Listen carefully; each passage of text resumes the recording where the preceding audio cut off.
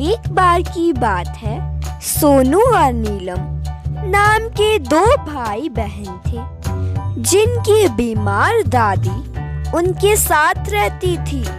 सोनू और नीलम के माता पिता का एक कार एक्सीडेंट में देहांत हो चुका था। सोनू और नीलम एक पास के सरकारी स्कूल में पढ़ते थे। वे स्कूल में पढ़ते वे दोपहर का खाना वहीं पर खाते थे। घर की आर्थिक स्थिति ठीक नहीं थी।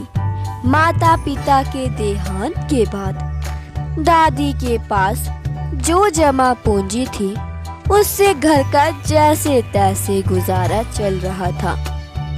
दादी को प्रतिदिन बच्चों की चिंता सताती रहती थी। दादी का बूढ़ा शरीर अब उसका साथ नहीं दे रहा था, इसलिए दादी ने हर रोज बच्चों को भविष्य के लिए जागरूक करने हेतु नैतिक शिक्षा देने का मन ही मन में फैसला किया। एक दिन की बात है, जब सोनू स्कूल से घर आया तो वे अपनी दादी से बोला कि उसके दोस्त का जन्मदिन है और उसके लिए उसे एक महंगा तोहफा देना है। इसलिए वह दादी से पैसों की जिद करने लगा। दादी के मना करने पर भी वह नहीं मान रहा था। दादी ने तभी मन बना लिया कि सोनू को सही शिक्षा देने का समय यही है। दादी ने सोनू को और नीलम को बुलाया और 10-10 रुपए दिए। दोनों को दुकान से अपनी मनपसंद चीज लाने को कहा। वह अपनी मर्जी से पैसे बचाने या नहीं बचाने को कहा। सोनू ने दुकान से 5 रुपए के बिस्कुट लिए, वह 5 रुपए का समोसा लिया, जबकि नीलम ने 5 रुपए का पेन ही लिया। वह 5 रुपए बचा लिए।